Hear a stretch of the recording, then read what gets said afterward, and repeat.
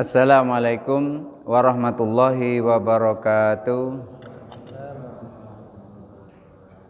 Alhamdulillah, alhamdulillahi rabbil alamin, wa bihi nasta'in wa ala umuri dunya waddin.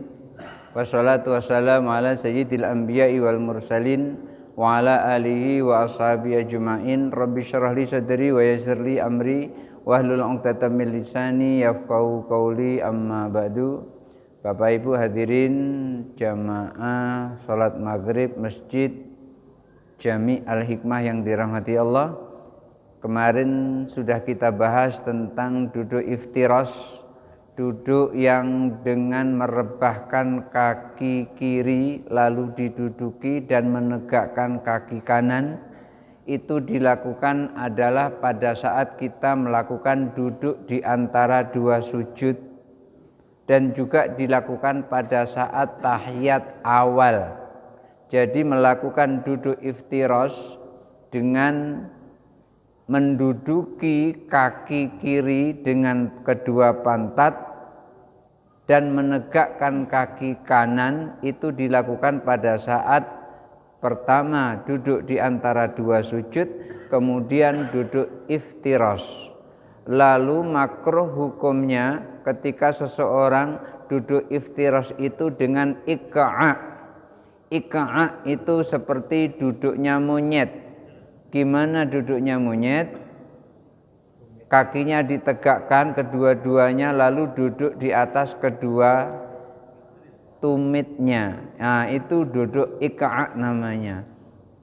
Yang seperti itu hukumnya adalah makruh menurut madhab Syafi'i. Menurut ulama Syafi'iyah, duduk iqa' hukumnya makruh. Lalu gimana kalau dilakukan? Sholatnya tetap sah, cuman tidak menambah pahala karena makruh. Berikutnya fasal thumma yasjudu sajdatan ukhra. Kemudian setelah sujud pertama, lalu setelah duduk iftiras melakukan sujud lagi. Mithlal ula, sujudnya seperti sujud yang pertama. Yang pertama gimana sujudnya? Seperti itulah yang kedua. Yang pertama dengan 7 anggota sujud, yang kedua juga menggunakan 7 anggota sujud. Tsumma yarfa'u ra'sahu mukabbiran. Setelah sujud yang kedua, baru diangkat kepalanya sambil bertakbir, Allahu Akbar. Karena dari sujud sampai ke tegak itu adalah lama, maka takbirnya dipanjangkan. Bukan Allahu Akbar, bukan begitu, tapi Allahu Akbar dilamakan.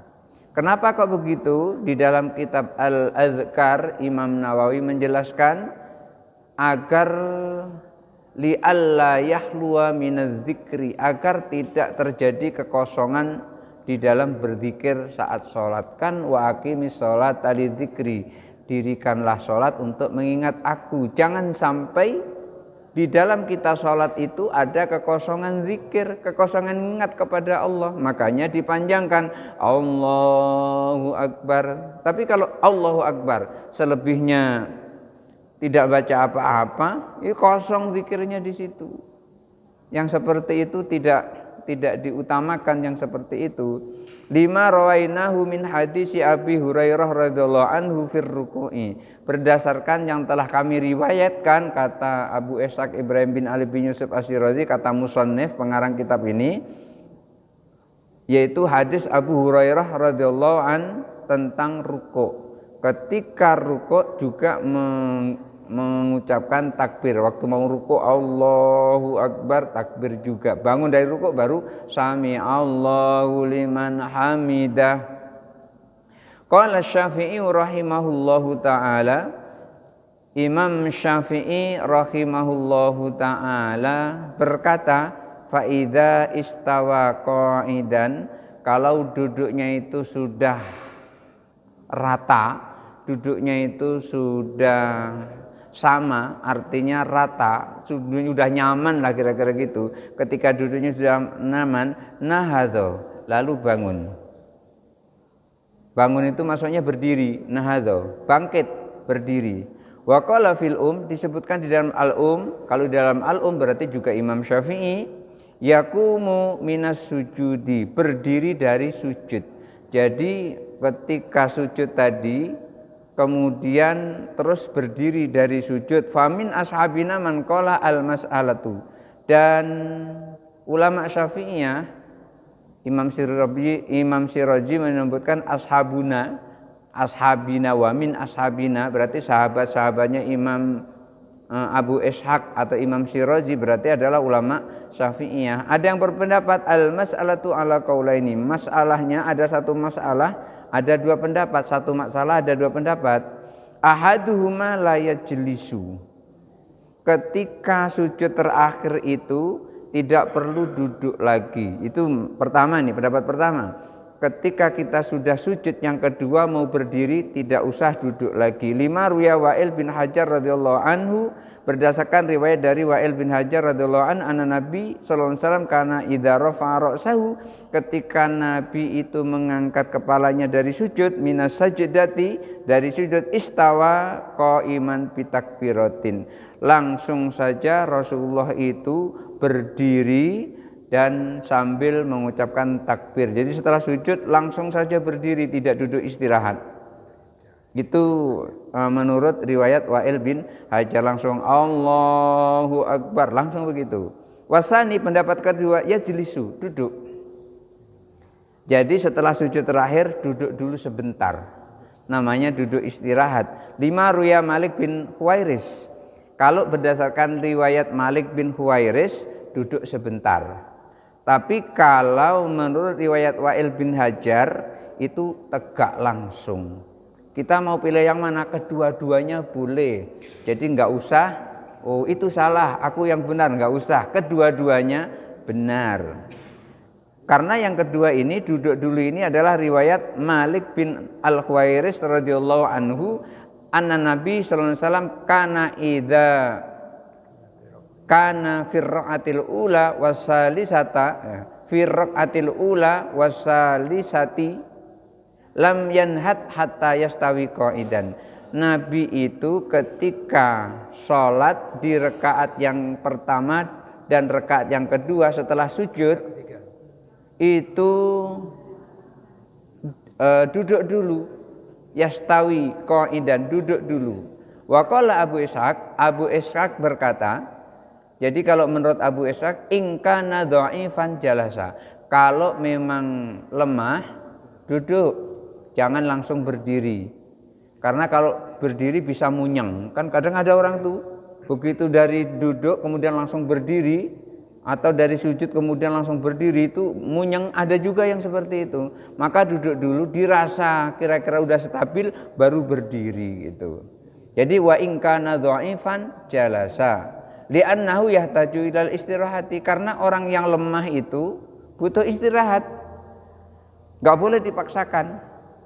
Maka ketika kita melakukan sesuatu sudah lelah, ya harus istirahat, gak boleh dipaksakan. Wa in kana qawiyan, kalau ia kuat, lam yajlis, tidak perlu duduk, langsung saja berdiri, li'annahu la yahtaju ilal istirahati, karena tidak perlu kepada istirahat. Jadi di sini ada dua pendapat. Yang pertama, begitu rakaat pertama dan rakaat ketiga kan nggak ada duduk tahiyat awal tuh. Jadi begitu sujud pertama boleh langsung berdiri. Itu adalah riwayat Wa'il bin Hajar. Tapi riwayat Malik bin Al-Huwairis itu duduk istirahat dulu baru berdiri. Kedua-duanya boleh, kedua-duanya tidak membatalkan sholatnya. Wa hamalal qaulaini ala hadainil halaini. Jadi dua pendapat ini adalah untuk dua kondisi tadi. Kondisi lemah istirahat dulu, kondisi kuat langsung tegak. Kalau di dalam syarahnya itu Nabi melaksanakan duduk istirahat itu pada saat Nabi berusia 60 tahun. Sebelum Nabi berusia 60 tahun, maka begitu sujud berdiri, tidak pakai istirahat, langsung berdiri. Kenapa? Waktu itu Nabi masih badannya terasa kuat. Begitu sudah terasa lemah badannya umur 60 tahun, baru Rasulullah duduk sebentar kemudian terus berdiri. Tapi kedua-duanya itu dibolehkan. Walaupun belum berumur 60 tahun, boleh duduk istirahat dulu baru tegak. Lalu gimana kalau sudah di atas 60 tahun? Kalau di atas 60 tahun istirahat dulu boleh, langsung tegak juga boleh, dengan syarat, dengan catatan mampu, catatan kuat. Jangan nanti mengkuatkan diri langsung tegak terus terasa munyeng akhirnya jatuh. Kan bisa jadi seperti itu kan? Karena darah ini belum mengalir sepenuhnya ke kepala gitu. Karena belum mengalir sepenuhnya ke kepala, baru munyeng waktu tegak. Tapi kalau sudah mengalir ke kepala, tegak biasa saja. Makanya ketika seseorang itu ada satu penyakit, ketika dia baring tidak boleh langsung tegak, dia duduk dulu. Sudah duduk baru tegak, sudah dirasa peredaran darah itu lancar. Maka ketika seseorang walaupun umurnya 60 tahun ke atas, mampu dia langsung tegak, itu enggak apa-apa, langsung tegak boleh. Seperti itu. Dikatakan di dalam syarahnya itu kalau duduk istirahat itu hukumnya mubah. Mubah itu dikerjakan tidak apa-apa, ditinggalkan juga tidak apa-apa. Tapi kalau seandainya kita memang mampu, ya udah langsung tegak saja, langsung tegak, tidak duduk istirahat. Tapi kalau memang perlu duduk istirahat juga tidak apa-apa gitu. Fa idza qulna yajlisu jalasa muftarisan. Kalau duduk mau tegak tadi, duduk istirahat tadi itu dilakukan, itu duduknya adalah duduk iftiros, duduk muftaris. Artinya duduk dengan merebahkan kaki kiri dan diduduki dengan dua pantat, kaki kanannya ditegakkan. Duduknya seperti itu. Bukan duduk yang lain, bukan duduk tawaruk atau duduk ik'a. Ada orang duduk ik'a. Tidak duduk ik'a, tidak duduk tawaruk, tetapi duduk tawaruk itu apa? Duduk tahiyat akhir. Itu namanya duduk tawaruk. Duduk iftiras kemudian terus berdiri. Kalau seandainya ia perlu duduk. 5 ruya Abu Hamid berdasarkan riwayat dari Abu Hamid Nabi sallallahu alaihi wasallam sana rijlahu. Nabi membengkokkan kakinya. Faqa'ada alaiha, lalu menduduki kaki yang dibengkokkan tadi. Kaki kiri Rasul dibengkokkan, maksudnya dibaringkan gitu, direbahkan. Kakinya itu maksud kaki itu telapak kaki maksudnya, bukan kaki dari paha sampai ke bawah, bukan. Maksudnya telapak kaki dibengkokkan kemudian diduduki dengan kedua pantatnya yang kanan, telapak kaki yang kanan ditegakkan. Hatta raja'a kullu adwin ila maudhihi, sehingga sendi-sendi tulang-tulang itu kembali kepada posisinya. Ketika kita duduk iftiras kan seperti itu. Ketika duduknya i'tidal, seimbang, maka sendi-sendi itu kembali kepada posisinya masing-masing. Tsumma nahadha, kalau sudah sempurna seperti itu baru berdiri, bangkit. Nahadha itu artinya bangkit. Nahdhatul ulama berarti kebangkitan ulama. Nahadha fi'il madhi, nahadha yanhudhu. Nahdhatun itu dalam bentuk isim masdar, artinya kebangkitan. Nahadzal ulama'u, ulama pada bangkit. Nahdlatul ulama'i, kebangkitan ulama. Nahadha langsung bangkit. Sampai di mana tadi? Tsumma nahadha, kemudian bangkit. Wa yustahabu ayyatamida ala yadaihi fil qiyami, dan disunnahkan pada saat berdiri itu bertumpu pada kedua tangannya. Kedua tangan begini, bertumpu pada kedua tangan. Nah, di sini yang bertumpu kepada kedua tangan ini dikatakan 5 ruya Malik bin Al-Khuwairis, berdasarkan riwayat dari Malik bin Al-Khuwairis radhiyallahu anhu, Nabi sallallahu alaihi wasallam, Nabi sallallahu alaihi wasallam istawa qa'idan, menyesuaikan duduknya. Artinya duduknya itu sudah tepat pada pada tempatnya, tsumma qama lalu berdiri, wa tamada alal ardi biyadi lalu bertumpu ke tanah, ke bumi itu dengan kedua tangannya. Maka ada di antara kita di sini yang sholat yang biasanya tidak ikut wirid itu bertumpunya tidak dengan tangan tapi dengan kepalan tangan. Makanya ini saya bawa dan juga yang lainnya karena banyak kitabnya enggak saya bawa semua, cukup saya catat, saya ketik, saya catat, saya kasih tanda-tanda. Nah, ini kalau di dalam Al-Muhadzab fi Fiqh Syafi'i ini dijelaskan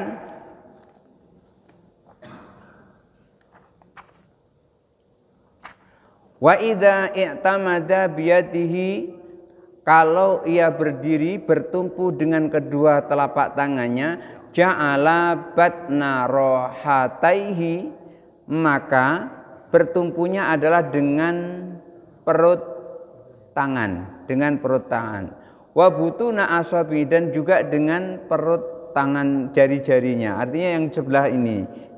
Nah, jari-jari ini. Jadi kalau seandainya pun tegak, ininya menyentuh tanah, ininya menyentuh tanah. Bukan ininya yang menyentuh tanah. Ininya, ini yang menyentuh tanah. Itu. Kalau seandainya bertumpu dengan tanah. Bila khilafin. Imam Nawawi menyebutkan pendapat yang seperti ini enggak ada khilaf di antara ulama Syafi'iyah. Ulama Syafi'iyah semuanya berpendapat bahwasanya kalau bertumpu ke tanah itu dengan telapak tangan, bukan dengan kepalan tangan. Amal hadisul madkur fil wasid, adapun hadis yang disebutkan di dalam kitab Al-Wasid wa ghairihi dan kitab-kitab yang lainnya an Ibni Abbas dari Ibni Abbas anna Nabi sallallahu alaihi wasallam bahwa Nabi sallallahu idza qama fi sholatihi apabila berdiri di dalam salatnya wa do'a yadayhi alal ardi meletakkan kedua tangannya di tanah kama yadaul ajin seperti orang yang mengadon kue seperti ini riwayat dari Ibnu Abbas bahwa hadisun dhaifun, hadis ini adalah dhaif au batilun atau hadis ini adalah batil, tidak benar, la aslalahu tidak ada dasarnya. Wa huwa bin nuni, kenapa tidak ada dasarnya? Karena hadis itu diakhiri dengan huruf nun, ajin, huruf nun ini. Walau sahha andekan betul seperti itu, bertumpu pada kedua tangan, kana maknahu qaiman mu'tamidan, berdiri dengan bertumpu bibat niyadaihi dengan perut tangannya, kama ya'tamidul ajiz seperti bertumpunya orang yang lemah. Jadi aslinya adalah tidak ajin tapi ajiz. Jadi nunnya dipanjangkan ke atas. Jadi zaknya dipanjangkan ke atas jadi huruf nun. Kalau zak kan cuma sampai bawah. Kemudian dinaikkan ke atas lagi jadi huruf nun. Asalnya adalah ajiz. Wa syaikhul kabir, yaitu seperti orang tua yang lemah. Kalau orang tua renta itu tegaknya masa begini? Belum tahu saya ada orang tua tegaknya begini. Ya. Orang tua mesti tegaknya tangannya dibuka, bukan dikepalkan. Nah, kalau petinju, ya kalau petinju orang kuat itu dikatakannya syaikhul kabir. Walaisal muradul ajin, yang dimaksud itu bukan ajinil ajin, bukan pengadon kue. Orang yang mengadoni kue. Ngadoni kue kan begini, ngadoni kue. Nah, remakan tangannya kayak gini, bukan seperti itu. Tetapi yang dimaksud adalah syaikhun al-kabir, asy-syaikhul kabir. Jadi orang tua yang sangat lemah, syaikhun harim yang lemah. Di dalam kitab Nihayatul Matlab fi Dirasatil Madhab yang disusun oleh Abdul Malik bin Abdullah bin Yusuf bin Muhammad al-Juwaini Abu al-Ma'ali Ruknuddin. Di sini diriwayatkan an Ibnu Abbas dari Ibnu Abbas anna Nabi sallallahu alaihi wasallam bahwa Nabi sallallahu alaihi wasallam kana idza qama fi sholatihi, Nabi ketika bangun atau berdiri di dalam sholatnya, wadha'a yadaihi alal ardi, meletakkan kedua tangannya di atas tanah. kama yadaul ajiz, seperti seorang yang lemah itu bertumpu. Jadi bukan menggenggam. Sementara di dalam kitab Syarhul Mushkil Al-Wasit, ini tadi disebutkan oleh Imam Nawawi, hadis itu ditulis di dalam kitab Al-Wasit. Kemudian Utsman bin Abdurrahman menjelaskan di dalam kitab Al-Wasit. Al-Wasit itu ada muskil, ada kalimat-kalimat yang bermasalah, maka dijelaskan min hadis Malik bin Al-Khuwairis Al-Laisi, dari hadis Malik bin Al-Khuwairis Al-Laisi, qauluhu kana Rasulullah sallallahu alaihi wasallam idza qama fi salatihi, Rasulullah sallallahu alaihi wasallam apabila berdiri di dalam salatnya, artinya dari sujud mau berdiri, dari bangun dari sujud itu mau berdiri, wa do'a yadaihi alal ardi, meletakkan kedua tangannya pada tanah, kama yadaul ajin, seperti seorang yang mengadoni kue. Hadza hadisun la yu'rafu, hadis ini tidak dikenal. Beliau menyampaikan gitu, hadis ini enggak dikenal. Wala yasihu, dan hadis ini tidak benar. Wala yajuzu ayyahtajja bihi, tidak boleh dijadikan dasar, tidak boleh berhujjah dengan hadis itu. Jadi kalau ada orang yang tegak dari sholat seperti ini, Imam Nawawi menyebutkan hadisnya adalah batil, hadisnya batal, hadisnya tidak benar. Dan Utsman bin Abdurrahman itu juga menyampaikan hadis ini la yu'raf, hadis ini tidak diketahui. Utsman bin Abdurrahman itu meninggal tahun 643 Hijriah. Dia masih zaman-zaman Imam Nawawi ini. Wala yajuzu ayyahtajabi, tidak boleh kita berhujjah dengan hadis ini. Hadis yang mengatakan idza qama fi sholatihi wa do'a yadihi 'alal ardi kama yad'ul ajin, kita enggak boleh berhujjah seperti itu. Kalau Nabi sholat berdiri itu tegak bertumpu pada tanah seperti orang yang ngadoni kue. Hadisnya ini adalah hadis la yu'rafu, tidak dikenal. Wala yasihu, dan tidak benar. Wala yajuzu ayyahtajabi, tidak boleh digunakan jadi dasar atau dari hujjah. Waqad nasaba ila riwayati Ibnu Abbas radhiyallahu anhuma, maka hadis ini adalah dinasabkan atau disandarkan kepada riwayat Ibnu Abbas radhiyallahu anhuma. Di dalam kitab At-Takhsisul Habir fi Tahriji Ahaditsir Rafi'il Kabir, yang musannifnya adalah Abdul Fadil Ahmad bin Ali bin Muhammad bin Ahmad bin Hajar al-Asqalani, hadisu Ibni Abbas anna Rasulullah sallallahu alaihi wasallam, bahwa Rasulullah sallallahu alaihi wasallam kana idza qama fi sholatihi, bahwa Nabi ketika bangun dari sujud di dalam salatnya, wa do'a yadaihi alal ardi, meletakkan kedua tangannya pada tanah, kama yadul ajin, seperti pengadon. Qala Ibnu Shalah, dikatakan oleh Ibnu Shalah fi kalamihi alal wasit, yang disebutkan di dalam kitab Al-Wasit, hadzal hadisu la yasihu, hadis ini tidak benar. Wala yu'rafu, hadis ini tidak dikenal. Wala yajuzu ayyuhtajabi, tidak boleh berhujjah dengan hadis ini karena hadisnya tidak benar, hadisnya tidak sahih, hadisnya di sini adalah hadis yang batil. Wa qala Nawawi fi Syarhil Muhadzab, tadi barusan saya sebutkan.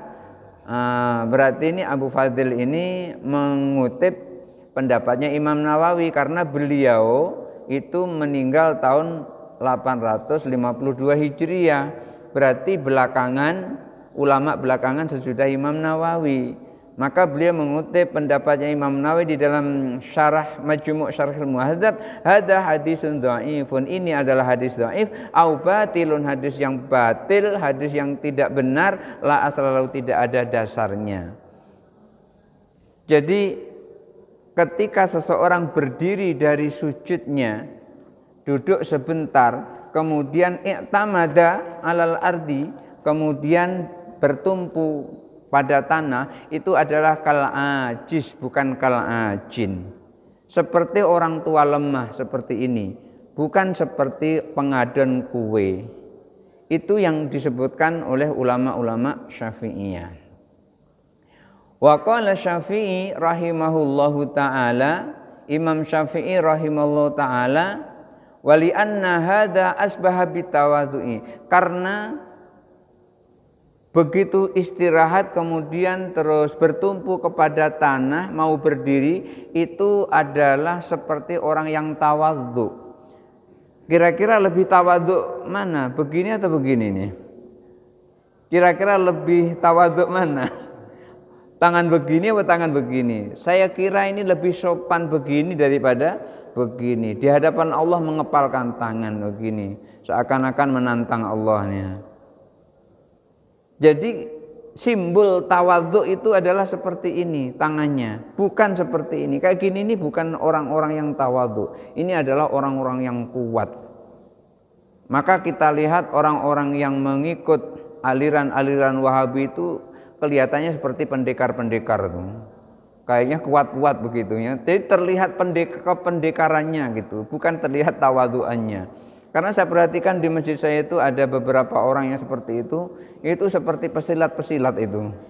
Karena kakinya kan naik kayaknya kan cingkrang-cingkrang gitu kan. Sementara Ibnu Muljam itu juga cingkrang kakinya yang membunuh Ali bin Abi Thalib. Kemudian yang ketika Rasulullah membagikan harta ghanimah, iktil ya Muhammad, adillah kamu hai Muhammad. Ini juga orangnya kakinya adalah pakai celana cingkrang seperti itu. Lalu Umar bin Khattab marah dan mau mencabut pedangnya, tapi terus dihentikan oleh Rasulullah. Kenapa dihentikan oleh Rasulullah? Karena di dalam dirinya masih ada asyhadu alla ilaha illallah wa asyhadu anna Muhammadar Rasulullah. Jadi tidak se ekstrim itu. Kalau Nabi orang yang melenceng sedikit selagi dia masih sholat, itu enggak masalah. Jangan orang yang sudah sholat malah dikatakan dia kafir. Nabi sibuk mengislamkan orang-orang kafir, ini ada orang sibuk mengkafirkan orang-orang Islam. Jangan sampai terjadi seperti itu. Nah, itu berarti rombongan-rombongan cikal bakalnya adalah orang yang ketika dibagi ghanimah mengatakan i'dil ya Muhammad, adillah kau wahai Muhammad kalau bagi-bagi. Karena Nabi itu ketika bagi tidak rata, adil menurut Nabi enggak rata. Yang imannya kuat dikasih sedikit, yang imannya masih lemah dikasih banyak. Makanya Abu Bakar tidak protes, Umar tidak protes, Ali bin Abi Thalib tidak protes, Utsman bin Affan enggak protes. Kenapa? Imannya kuat, walaupun dikasih sedikit enggak masalah. Karena imannya kuat.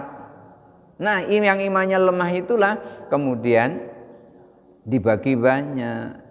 Kebetulan ini ada yang mencak-mencak tadi, i'dil ya Muhammad. Nabi disuruh adil, Masya Allah. Kalau Nabi enggak adil, siapa yang akan mengajarkan keadilan?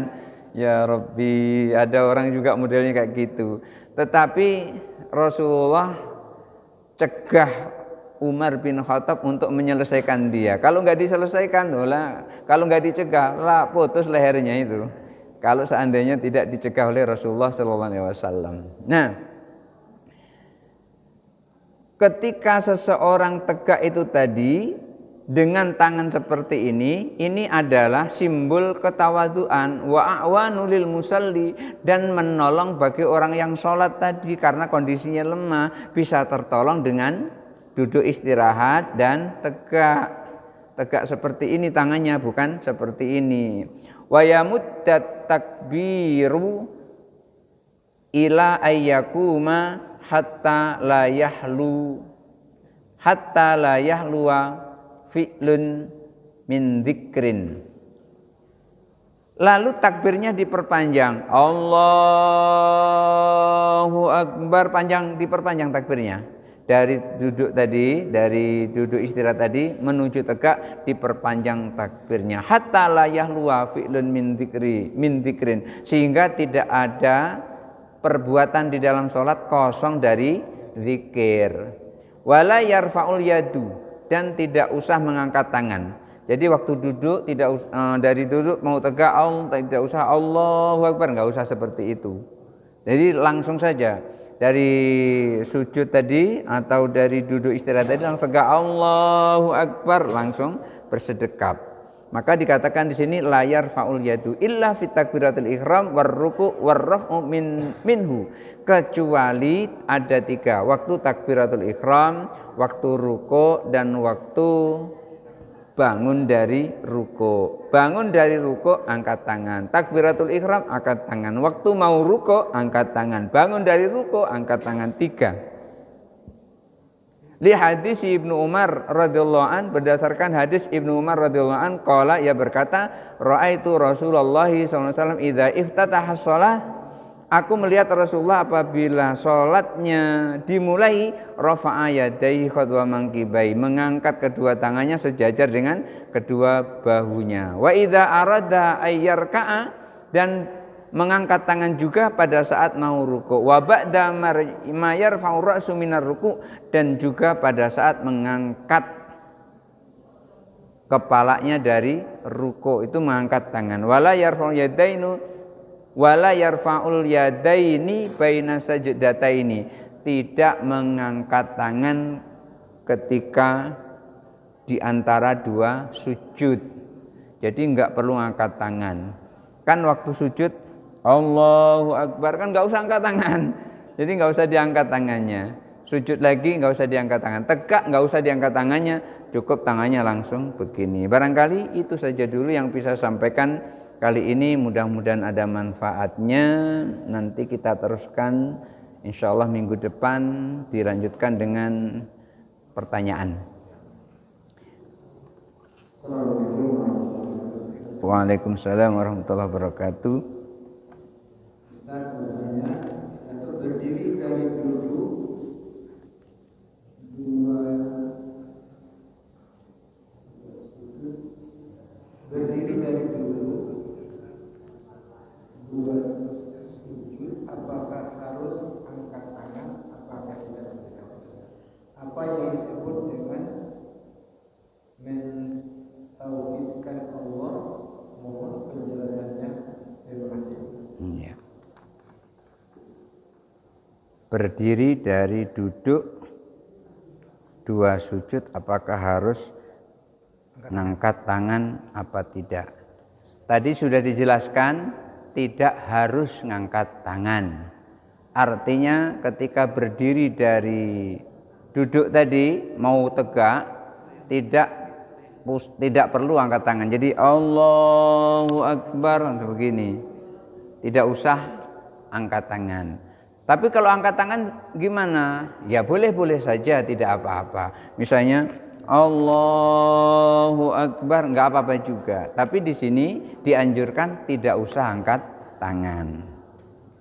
Apa yang disebut dengan mentauhidkan Allah? Mohon penjelasannya. Mentauhidkan Allah artinya kita adalah mengesakan Allah. Bagaimana cara mengesahkan Allah? Cara mengesahkan Allah yaitu tadi kita menjalankan perintah-perintah Allah. Disuruh sholat, kita sholat, itu mengesahkan Allah. Kemudian kita meyakini bahwasanya Allah itu adalah satu.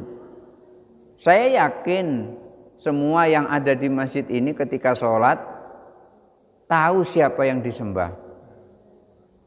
Saya nggak yakin di sini ada yang menyembah selain Allah. Jadi di sini umpama sholat kemudian terus terbayang barangkali patung Buddha gitu terbayang sambil disembahnya tapekong. Saya nggak yakin itu. Pasti yang ada satu-satunya di hati kita saat takbir Allahu Akbar itu yang kita ingat adalah Allah. Tidak kita ingat sama sekali tapekong, patung Buddha, salib,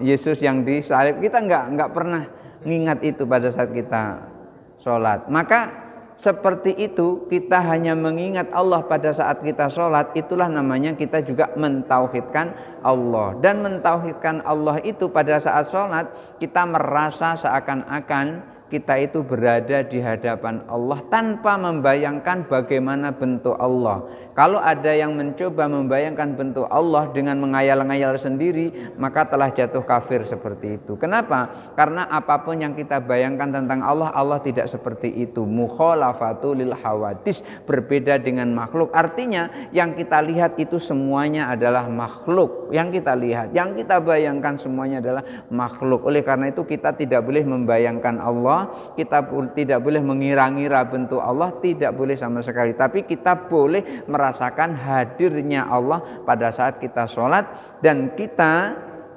boleh merasakan sedang berada di hadapan Allah. Oleh karena itu ihsan itu apa? Ketika ditanya malaikat Jibril, anta budallaha ka'annaka tarah wa in fa in lam takun tarahu fa innahu yaraka. Wahai Muhammad, apa itu ihsan? Dijawab oleh Rasulullah, ihsan itu adalah kamu menyembah Allah seakan-akan kamu melihatnya.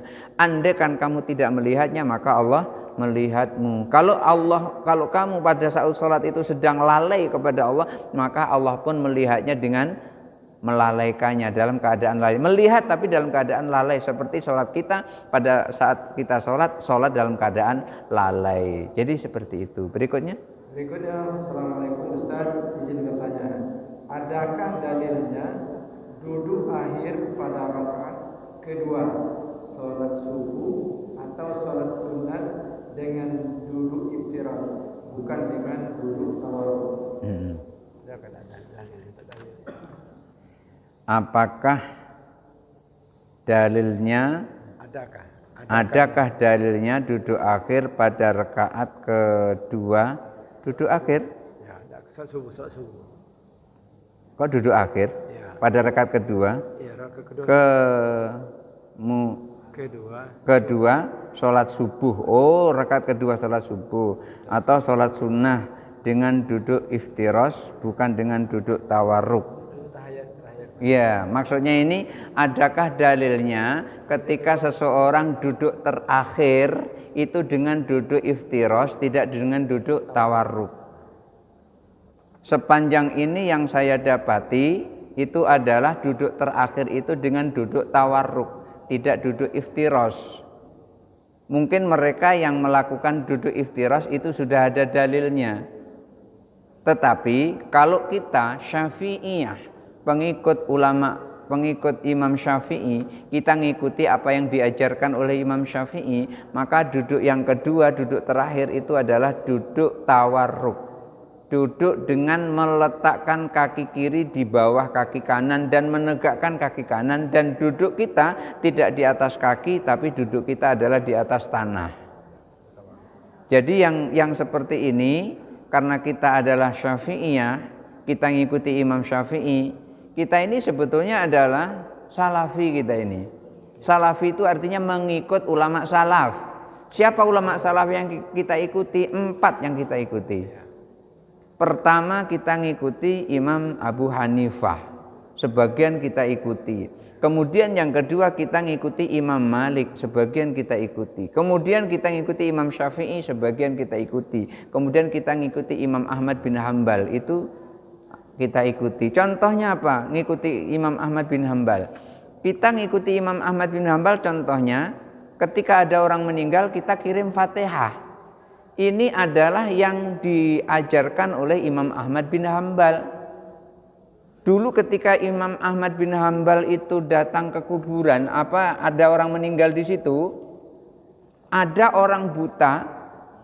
Orang buta ini di kepala orang yang meninggal setelah dikuburkan, dia baca surah Al-Fatihah, kemudian alif lam mim dzalikal kitabul la raiba fihi sampai humul muflihun, sampai itu.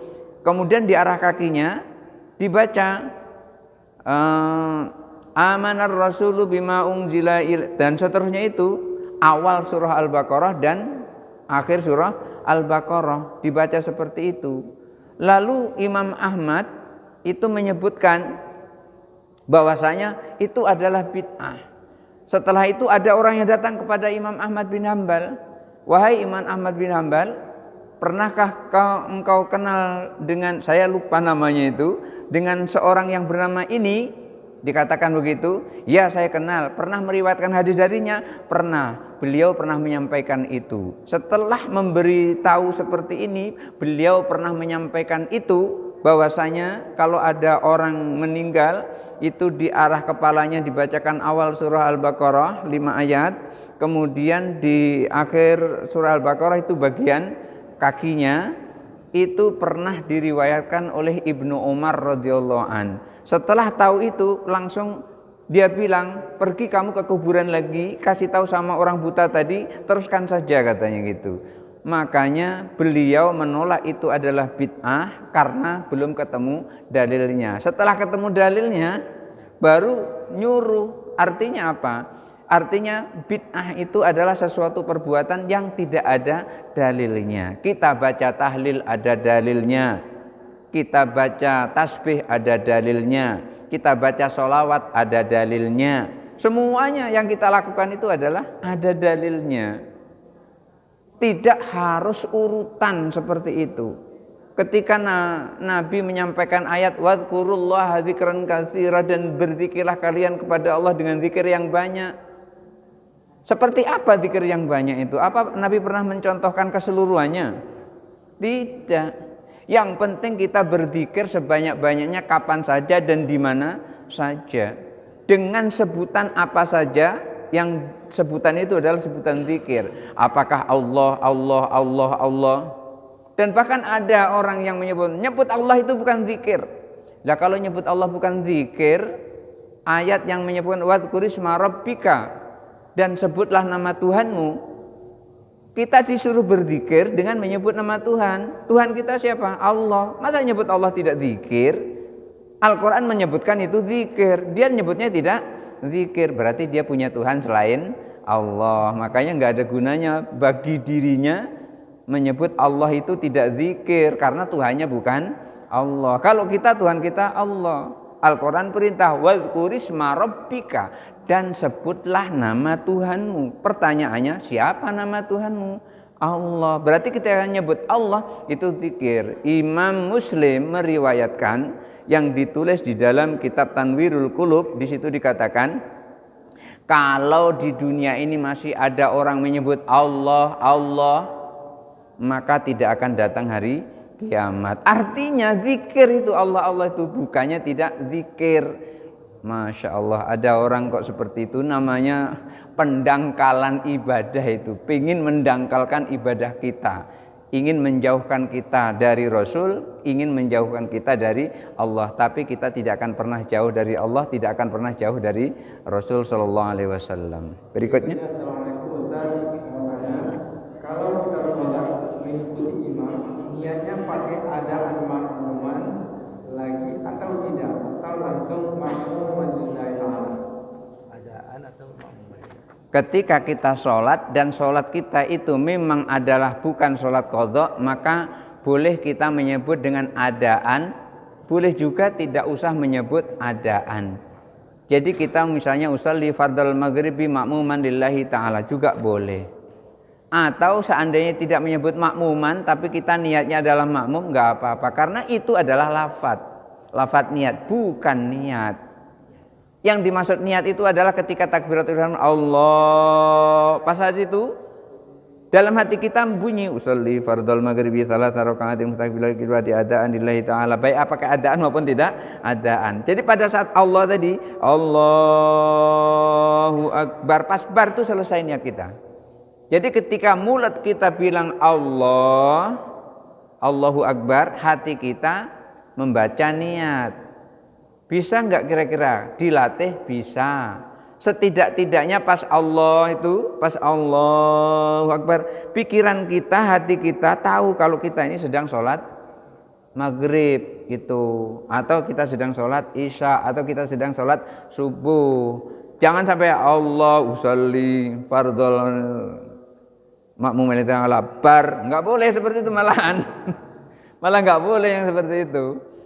Jadi nggak boleh disela-selai takbir Allahu Akbar itu dengan niat. Tapi ketika kita niat, mulut kita bilang Allahu Akbar, hati kita menguraikan niat. Jadi boleh pakai adaan, boleh juga tidak pakai adaan, asal jangan kodoan. Masa sholat sekarang, sholat isya yang harusnya kita lakukan sekarang kok kodoan, itu artinya perbuatan dengan ucapan berbeda gitu. Berikutnya ini ada jawaban lagi, nanti jawabannya saya ulangi. Assalamualaikum Pak Ustaz, saya mau tanya, mengapa setiap membaca ayat kursi tidak dimulai membaca Bismillah?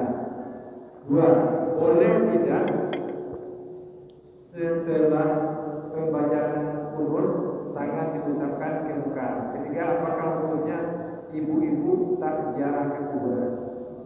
3 pertanyaannya ya. Yang pertama, mengapa setiap membaca ayat kursi tidak dimulai membaca bismillah? Karena ayat kursi tidak di awal surah. Itu awal jawabannya, karena ayat kursi tidak di awal surah. Tapi kalau mau mengawali dengan bismillah juga boleh. Dia tidak di awal surah. Tapi kalau di awal kita hanya membaca ayat kursi, Bismillahirrahmanirrahim, Allahu la ilaha illa huwal hayyul qayyum, di awal boleh.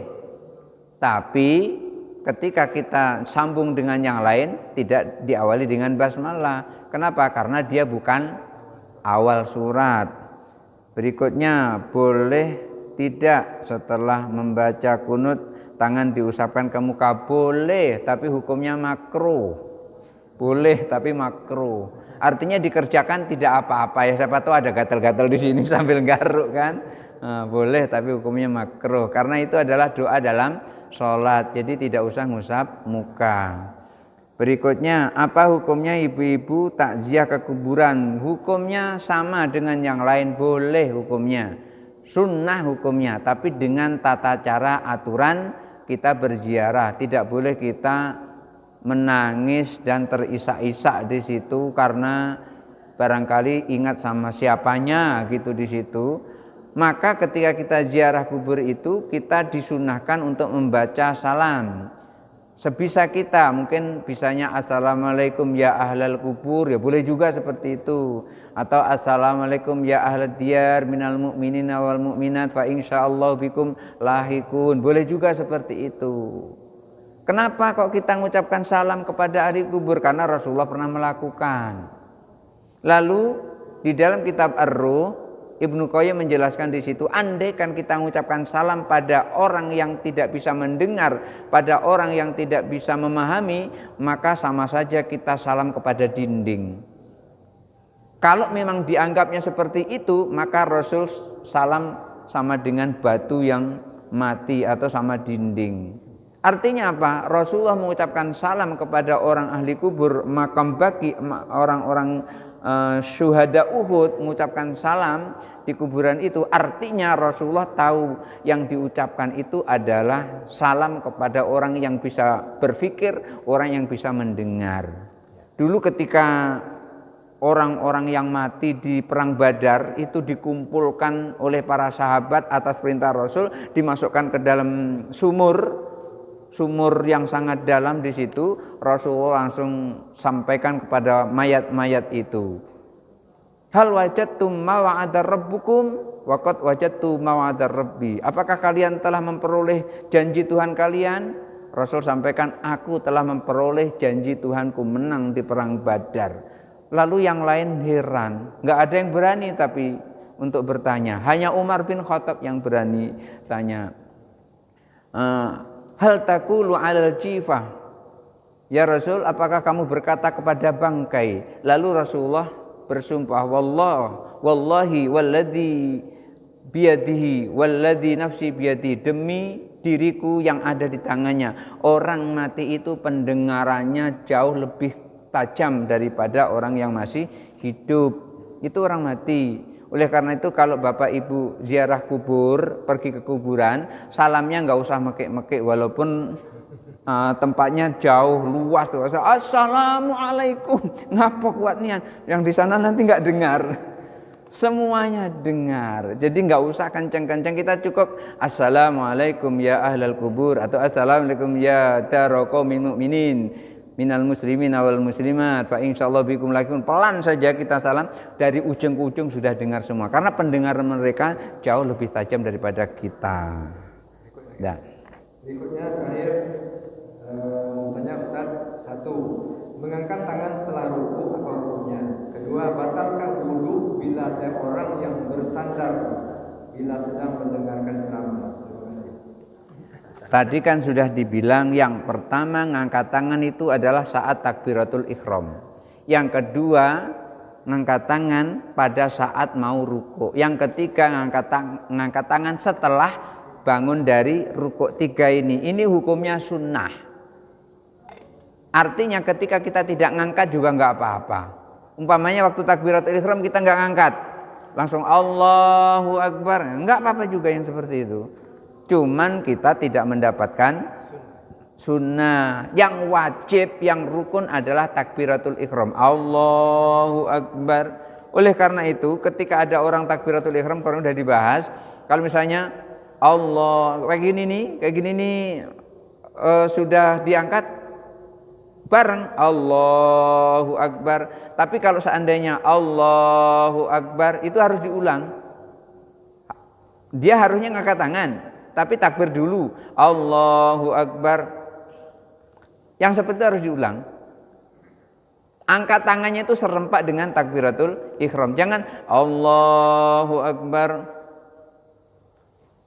selesai takbir baru angkat tangan. Yang seperti itu enggak sah salatnya. Kenapa? Karena takbiratul ihram itu serempaan dengan angkat tangan. Apakah angkat tangannya itu separuh? Yang penting angkat tangannya ada di dalam takbiratul ihram. Misalnya Allahu Akbar, nah, kayak gitu. Allahnya dulu baru angkat tangan, nggak masalah. Tetapi jangan sampai selesai bar baru angkat tangan. Yang seperti itu kan macam-macam kegiatan manusia itu kan. Jadi artinya takbiratul ihram mau ruku, bangun dari ruku, hukumnya adalah sunnah mengangkat tangan.